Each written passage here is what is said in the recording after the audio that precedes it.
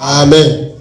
nafashwe n'ikintu intambara irangiye gifatiramo hano mu muhogo kuvuga biranga bikajya byanga yego bitewe n'iki kinibwa n'ikintu cyarafashe bitewe n'ibyo nabonye n'ibyanciye imbere ariko umunsi haleluya haleluya Yesu we ariko umunsi haleluya amen umunsi nabatijwe mu mwuka wera amen maze imyaka 5 maze haleluya amen uri imirongo bazoka haleluya haleluya amen. impamvu hari ubuzima muri Yesu, hari ubuzima muri Yesu. Twasenze Imana mu bihe bikomeye, Imana impamagara nkiri mutoya mfite imyaka 17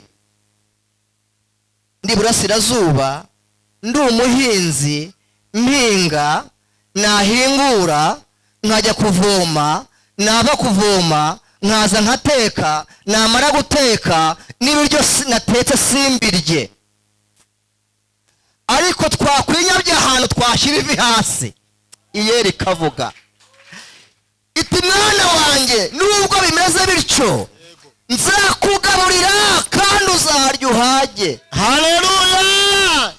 Icyo gihe nari nanutse, naranyunyutse, nakonkotse, narashizemo, ariko haleluya amen maze kwizera umwami Yesu ambera akaruhura. Uwiteka hari ibyo agiye kunogonora hano, hari ibyo Uwiteka agiye gute kunogonora byagushakishaga, byakugenzaga, Uwiteka agiye kubitsinda imbere yawe mu izina rya Yesu. Nawe w'amahoro komeye Imana amashyi mwe cyane. Ndabashuje mu izina rya Yesu. Imana mbere na mbere tubashishije kugera inaha ngaha, ubwa mbere mpageze ariko byari mu isezerano ryasohoye. Indushimiye n'umushumba mukuru w'iri torero n'andi matorero afite nabo bafatanyije umurimo w'Imana. Kaze mwaduhaye, Imana ibaho umugisha, n'abandi bashumba bahari cyane cyane mwarimu John nawe kandi mwita mwarimu bitewe n'impamvu, naho mwita pasiteri bitewe n'impamvu. Haleluya. Ariko byose bifitizamo kutuzanira ibyiza. Ni umuvandimwe wanjye, twabanye mu bihe bikomeye dusenga Imana bigoye, ariko Imana ivugana natwe. Haleluya haleluya. Turi muri mujyi wa Kigali, njye mvuka Burasirazuba, ntabwo ngiye kuvuga aho avuka, azahivugira cyangwa murahazi, ariko twahuriye mu mujyi wa Kigali kubera amaraso ya Yesu. Haleluya. Biri mu masezerano kandi Imana yaduhaye ko izaduhuza n'abantu kandi b'umumaro. Imana ishimwe. Kumpuza nawe twabanye ndi umusore, nawe ari umusore, dusenga Imana ubuzima bugoye, ariko Imana ivugana natwe dufite ijambo ryahanuwe. Imana ihimbazwe. Hanyuma rero uyu munsi nyine ni Imana yakoresheje kugira ngo ngere hano, tuzane hano kandi iryo sezerano risohore ryaho nzagera hose. Rega uzagera buriya uzahagezwa n'undi muntu. Komera Imana amashyi.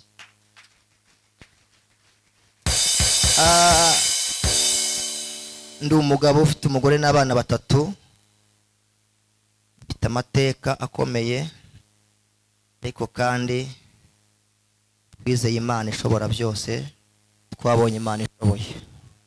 Nawe ni uko wayibonye.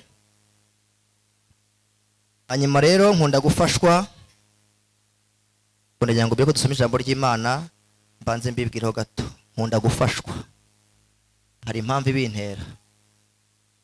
Twasenga n'abantu 5 ndafashwa, ba 50 ndafashwa, ba 3 ndafashwa, yaba ndi njyenyine ndafashwa. Bitewe n'iki n'impamvu Haleluya. Bitewe n'impamvu hari ubuzima muri Yesu, hari ubuzima muri Yesu. Twasenze Imana mu bihe bikomeye. Imana impamagara nkiri mutoya, mfite imyaka 17, ndi Burasirazuba, ndi umuhinzi, mpinga, nahingura, nkajya kuvoma, nava kuvoma, nkaza nkateka, namara guteka n'ibiryo natetse simbirye. Ariko twakwinyabye ahantu twashyira ivi hasi, Iyeri kavuga iti mwana wanjye, nubwo bimeze bityo nzakugaburira kandi uzarya uhage. Haleluya. Icyo gihe nari nanutse, naranyunyutse, nakonkotse, narashizemo, ariko haleluya, Amen. maze kwizera umwami Yesu ambera akaruhura, anura imitwaro nari nikoreye, ndaruhuka.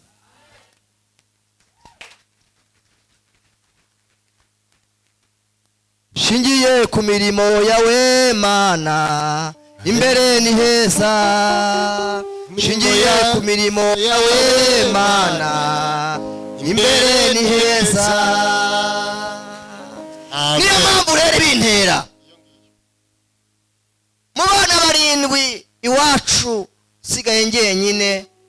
Papa na mama bapfuye barangiye, intambara irahitanye, mbonye ndokotse.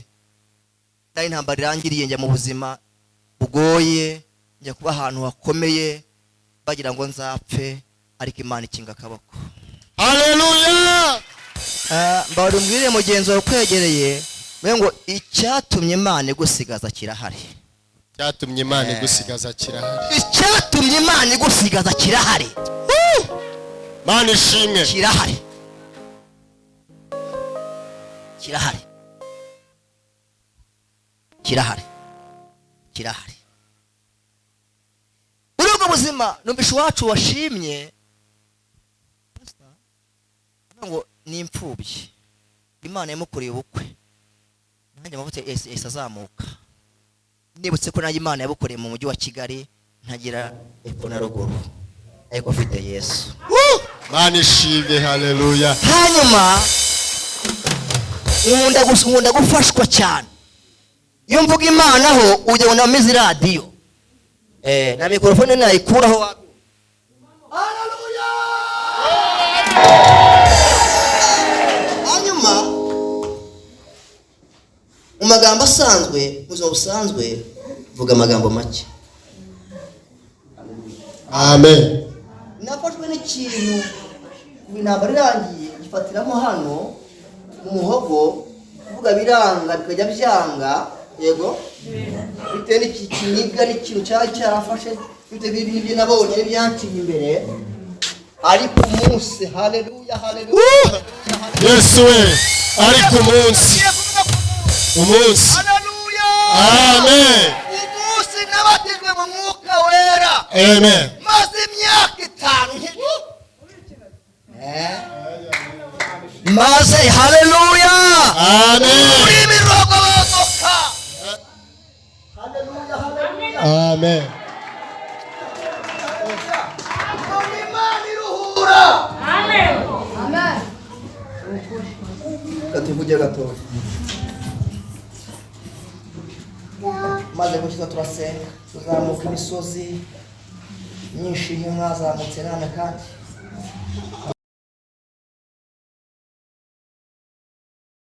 yambwiye kikanezeza umutima wanjye, kandi iyo mbyibutse ngenda nushaka kugenda nkomera. Nuko Imana yambwiye ngo mwana wanjye, nzakurema mu muryango. Haleluya. Nzakurema mu muryango. Nzakuremamo umuryango. Ndi umukirisitu, nagiye mpura na byinshi cyane, ubuzima bukanga, gushaka bikanga, kubera nyine uruzerero dushakisha ibintu bikanga ntibyemere. Hari igihe ushakisha ibintu ntibyemere kandi nta n'icyaha ufite, ariko ukomeza usenge, ukomeze wubahe Imana, bazakwemera abakuvuze kandi nabo bazahindura amagambo wowe komeza usenge gusa ukiranukira Uwiteka umunsi umwe Uwiteka azasohoza icyo yavuze azagisohoza kuko si umuntu ugabeshe tola boneva uyu munsi umuryango yarawuremye ndi umugabo ufite abana 3 abahungu 2 n'umukobwa umwe Imana irakora cyane ikora dusome ijambo ry'Imana nagutinda uhamya tuzabuvimuzi neza nagarutse yego nagize gute nagarutse pastor twaba tuzazana tutazanye nzagaruka naba yaje bizaba byiza atanaje kandi nzagira gute nzaza Amen. ubundi hari ikirere uhagarara mukumva amavuta arahari Yego. dusome ijambo ry'Imana amanza igice cya 4 Pastor John umuhe microphone adufashe acamanza igice cya 4 umurongo wa 14 ageze ku murongo 24 kandi hanyuma tuganire ku ijambo ry'Imana akanya gatoya ubone nzagaruke ntacyo bitwaye cy'abacamanza igice cya 4 umurongo wa 14 kugeza 24 14 Debora abwira Baraki ati yego aguruka kuko uyu munsi ari Uwiteka akugabijeho Sisera kuko ryari Uwiteka agize gute akugabije Sisera sawa yego mbese siwe ukugiye imbere yego nuko Baraki aramanuka n'ingabo ze uko ari inzovu imwe yego bava ku musozi w'Itabora yego abarangaje imbere yego Uwiteka atanyiriza imbere ya Baraki yego Sisera n'amagara ye yose n'ingabo ze zose yego abaneshesha inkota Sisera ahubuka mu igare rye yego arahunga agenza ibirenge agira gute bari mugeze kwegere ngo ibyakugenzaga n'ibyakurwanyaga n'ibyaguhagurukiye bigiye kuva ku magare byagenderagaho bihubuke bigenze ibirenge kugeza ubwo aho bigera birushye Uwiteka akabitsinda aho ngaho nawe ukaruhukamo haleluya dariko ibyakugenzaga n'ibyaguhigaga n'ibyakurwanyije n'ibyaguhagurukiye ibyari byo byose bigiye kuva ku magare byagenderagaho bihubuke bigenze ibirenge kandi Uwiteka bikurikirane abizagira ahantu bitsinda kandi uyu munsi toto pefosa kontra yego Baraki ahera ko akurikira ayo magare n'ingabo ze yego abageza i Harosheti yego h'abanyamahanga yego ingabo za Sisera zose zishirira ku nkota ntiyarokoka umuntu n'umwe ibyaguhigaga bigiye gushirira ku nkota byaguhize igihe kirekire byaguhize igihe kirekire byakugendera igihe kirekire ariko bigiye gushirira hehe ku nkota n'ubiyoye nawe ntasigara ariko Sisera arahunga agenza ibirenge agera ku ihema rya Yayeli muka Heberi w'Umukeni kuko Yabini umwami w'Ihasori n'umuryango we wa Heberi Umukeni bari bafitanye amahoro yego Yayeli arasohoka asanganira Sisera aramubwira ati gana hano utware winjira iwanjye ntutinye nuko arahindukira yinjira mu ihema rye amworosa uburingiti Sisera aramubwira ati ndakwinginze mpa utuzi two kunywa kuko nguyu mwuma ibyaguhigaga nabyo igihugu kugwa umwuma. Yayeli apfunura icyansi cy'amata, yego, aramuhereza, aranywa maze aramworosa. yego. Sisera aramubwira ati wihagararire mu muryango w'ihema, nihagira umuntu uza akubaza ati mbese hari umuntu ugeze aha, umusubize uti reka da. Yayeli mukaheberi yenda urumambo rw'ihema n'inyundo, aza yomboka, arumukubita urumambo muri nyamuvumbi, rumutunguka hasi, kuko yari mu iriro ryinshi, arushye cyane, nuko araca. Vangaraca. Rekeraho. 24 magezi. Ntacyo, sawa. Ariko Baraki yari agikurikiranye Sisera. Yego. Yayeli arasohoka, aramusanganira, aramubwira ati ngwino nkwereke ubushaka. Binjirana iwe, asanga Sisera agaramye yapfuye, urumambo rukimuraramyemo. Uwo munsi Uwiteka acogoza Yabini umwami wa Kanani imbere y'Abisirayeli, nuko Abisirayeli bariyongeranya bagira amaboko, banesha Yabini umwami w'Kanani kugeza ubwo bamurimbuye rwose. Amen. Komera Imana amashyi. Komera Imana amashyi cyane.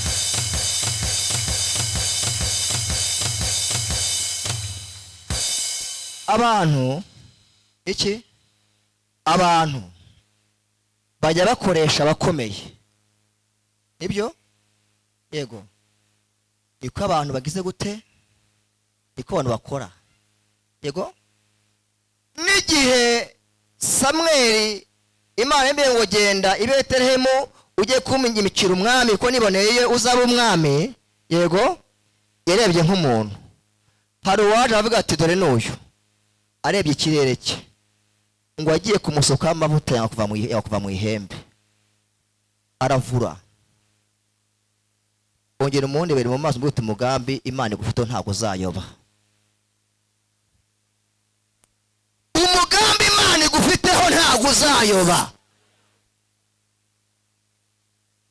N'abazawurwanya ntabwo bazawushobora.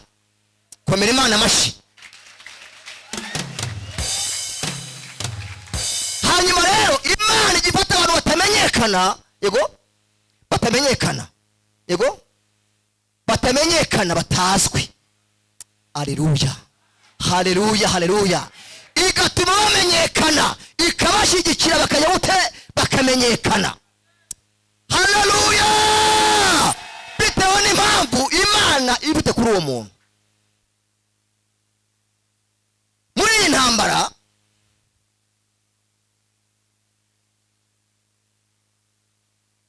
kumvisemo umubyeyi cyangwa umugore witwa Yayeli.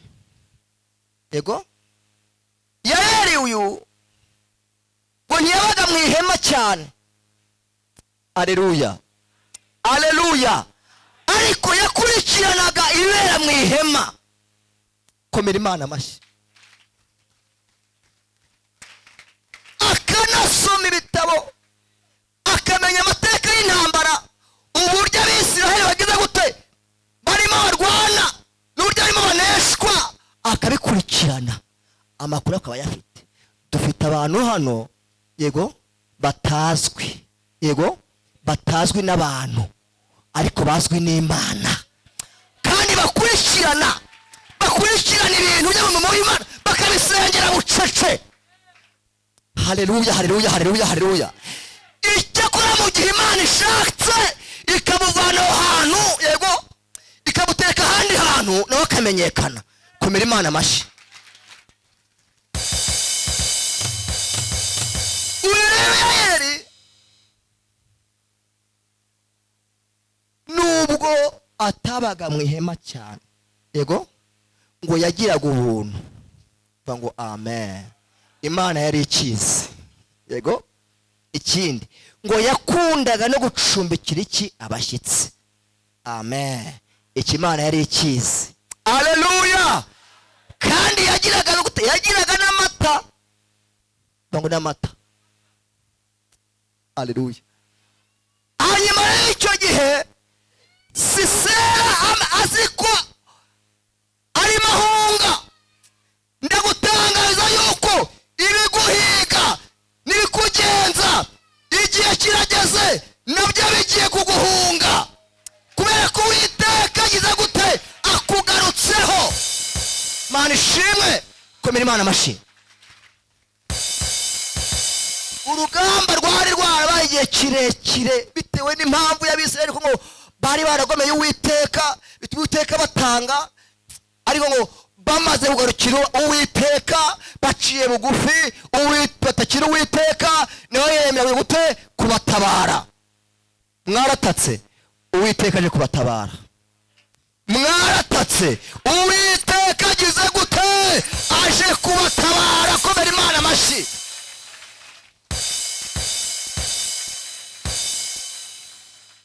Sisera ngo ahukana n'amagare y'intambara n'ingabo. Amagare barayavuga, uzasome 900. Haleluya, haleluya. Ngo ararwana, yego, ariko atazi kuwiteka yuzute yamutanze. Ya haleluya. Ndagutangaza yuko hari ibintu bijya kukwibeshaho bikwirukankaho bitazi ko byatanzwe uyu munsi. Ngo yakomeza ararwana ngo ngabonye bikomeye, ngo agira gute ngahubuka mu igare yararimo, ngahubuka mu igare. Ibyakugenzaga bigiye kuva ku magare byagenderagaho bihubuke, bigenze ibirenge, nimara kunanirwa Uwiteka araza kubihuhura.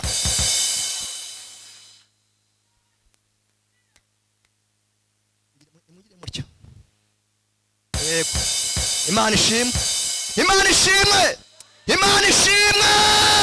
Iyo turi imbere irakomeye, ifite imbaraga n'ubutware n'ubushobozi bituma nta wayitanga imbere.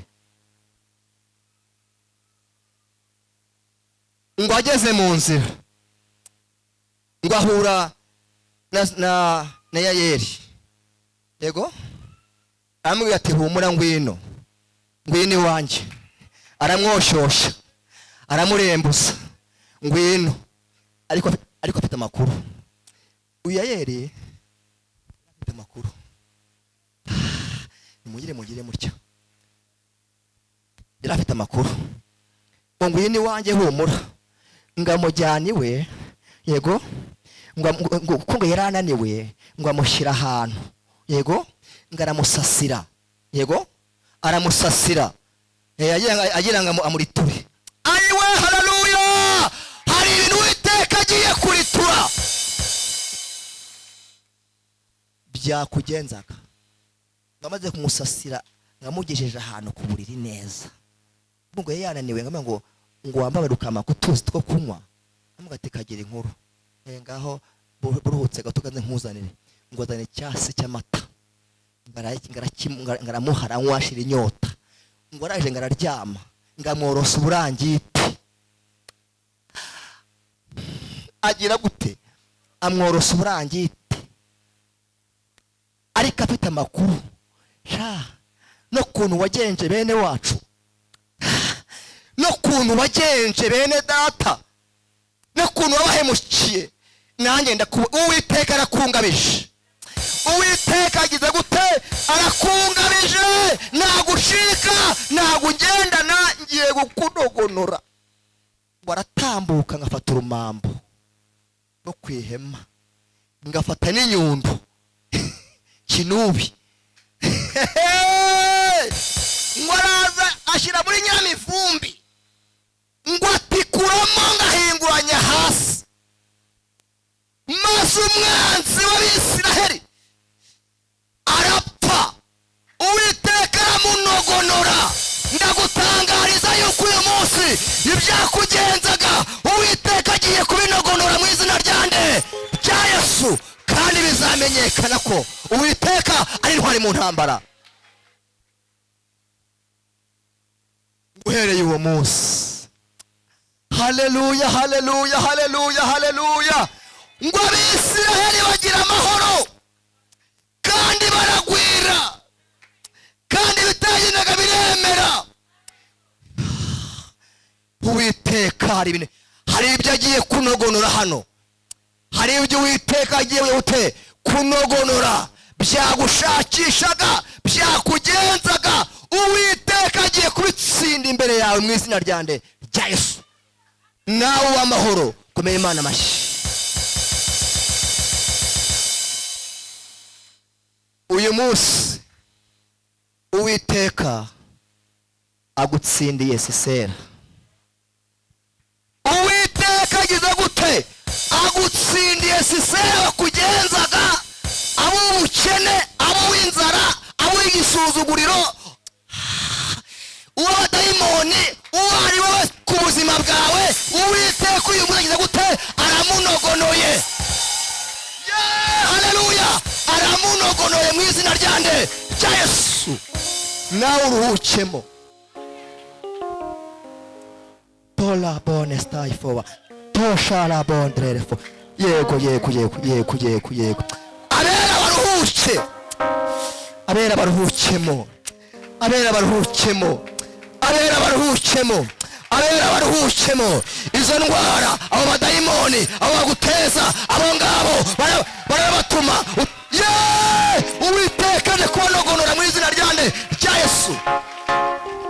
Kandi bizamenyekana ko Uwiteka ari intwari mu ntambara.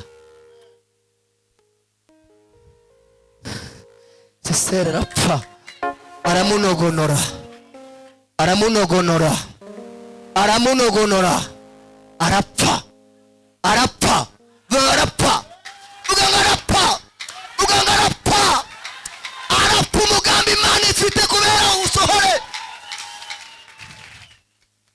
kugira ngo iryavuzwe kuri Dawidi ritahe risohore, nuko Sawuli yapfuye.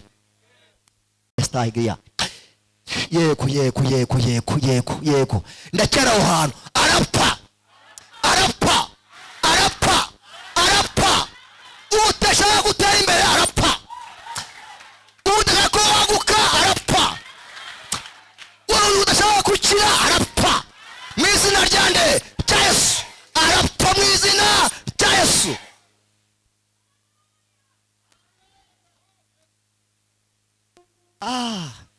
Inyuma yanjye hari abandi, ariko navuga gato cyane. Mbwira mugenzi kwegera ngo nta kintu cyiza, nta kintu cyiza Imana izima abantu bagende batunganye. Nutunganira Imana izasohoza ibyo yavuganye nawe ku buzima bwawe. Bayishaka batabishaka izabisohoza.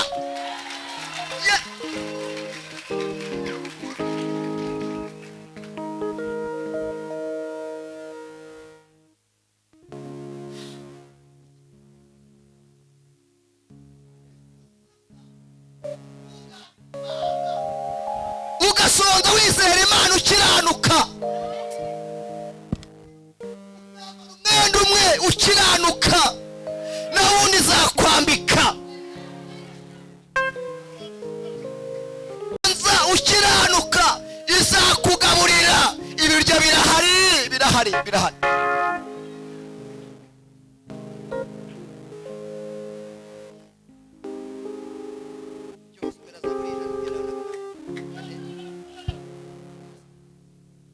Zaburi 124 umurongo aho wa mbere ngeze ku 8. Dusenge. Amagambo avuga ngo indirimbo ya Dawidi y'amazamuka. Ngira mugenzi ngo iby'Imana yavuze bizasohora. Niba ari Imana yabivuze, niba ari Imana yabivuze batarayibesheye, bizasohora. Niba ari iyo mwavuganye ukarinda icyo yakubwiye, izagisohoza. Iyaba Uwiteka atari wari mu ruhande rwacu uyu munsi, yego, aba ariko Abisiraheli bavuga none. Yego. Iyaba Uwiteka atari we wari uri mu ruhande rwacu, yego, ubwo abantu baduhagurukiraga, yego, baba baratumize mu nguri turi bazima, yego, ubwo umujinya wabo wacanwaga kuri twe, amazi aba yaraturengeye rwose. abo batinde ngubwo umujinya wabo ni bande? Ni abantu. Yego, nta biriho bitabaho na kera, nta biriho ubu ngubu bitariho na kera. Yego, ariko Imana yo mu gihe cya kera niyo Imana yo mu gihe cy'ubu ngubu kubizera. Komera Imana amashyi. Haleluya. Ngubwo umujinya wabo wacanwaga kuri twebwe. Urabyibutse ngirira gutya, yarahabaye Imana. Ngo yarahabaye Imana. Yarahabaye iki? Imana iracyahari, ntaho yagiye, iracyakora, izakomeza kurengera. Nuyubaha izakunezeza amahanga akuri imbere, izakujya imbere ahataringaniye iharinganize. Inzugi z'ibyuma izazimenagura. Komera Imana amashyi. Iyaba Uwiteka atari we wari mu ruhande rwacu, nge nawe isuri iba yaratembye ku bugingo bwacu. Yego, Uwiteka himbazwe. yego, utadutanze kuba nk'umuhigo w'amenyo yabo. ongeraho n'uwo murongo wo hepfo ndawushaka, nawe uracyahari. Ubugingo bwacu bukize nk'uko inyoni iva mu kigoyi cy'abagoyi.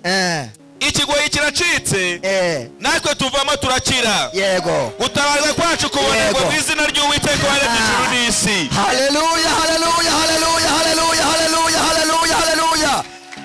Ndashaka kugutangariza ijambo rivuga ngo yego, no kuba uyu munsi babashije kugera hano, hari ikigoyi cyacitse. Haleluya, haleluya, haleluya. Uratambuka urahagera, none ubwo wahageze, yego, wakoze kuza. Niyo mpamvu Uwiteka kwiciye Sisera, wakugenzaga, waguhigaga, kuko wahageze. Uwiteka rero agiye gukora ibyo agomba gukora. Wagize neza kuza mu nzu y'Imana. Aha ntabwo tuhapfira, tuhakirira. Ahimbazwe Yesu. Aha ntabwo tuhapfira, tuhakirira. Kuba wahageze, ndatangaza ubuzima ku buzima bwawe, ndatangaza kubaho, ndatangaza kubahoka uyu munsi. kandi komera Imana amashyi.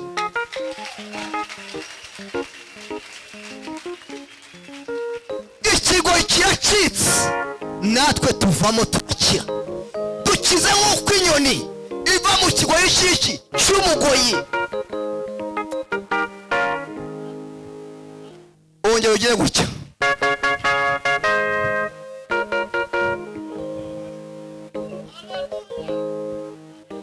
Mumenye ngo aracyariho Yesu. Urupfu ntirwamuheranye, aracyariho. Biganza bigamahoro, aracyariho. Biganza bigabubuzima, aracyariho. Biganza birinda amateka, aracyariho.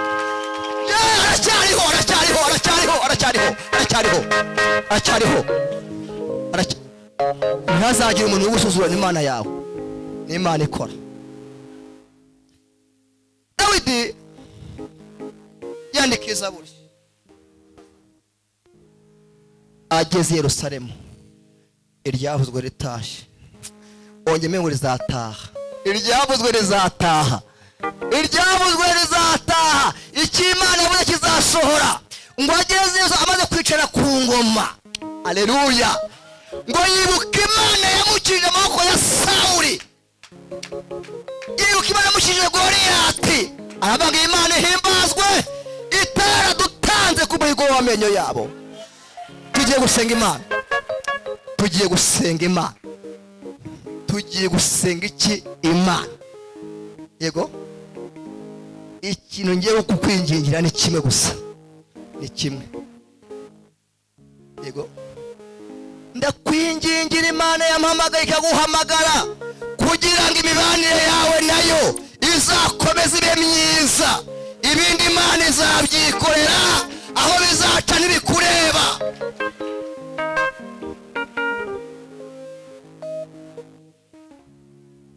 Amen. Kandi nuko nyine, ngo nuko. Hanyuma rero inyuma yanjye hari abana, ariko mbwira mugenzi ngo imibanire yawe n'Imana iracyameze neza cyangwa hajemo agatotsi tugakuremo ubundi dukomeze ibyo Uwiteka ntawe duhagaze hejuru. Haleluya, haleluya, haleluya. Kandi ntiwihagarareho niba wumva imibanire yawe n'Imana hari bitagenze neza, nawe tegeka bigakomera, iracyari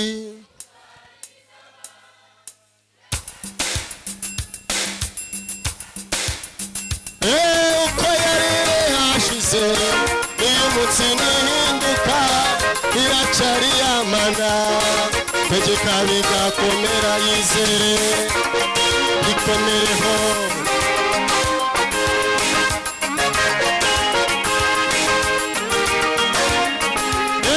Ibyo yakuvuzeho nubwo byatinda, tegereza wihanganye, bizabisohoza.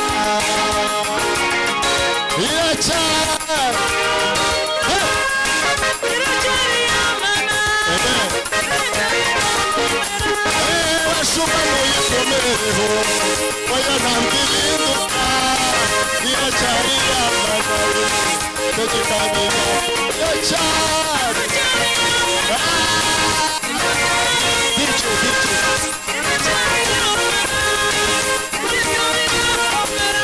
ibyo yakubwiye mu butayu ntabwo yakubeshe, tegereza wihanganye, bizabisohoza.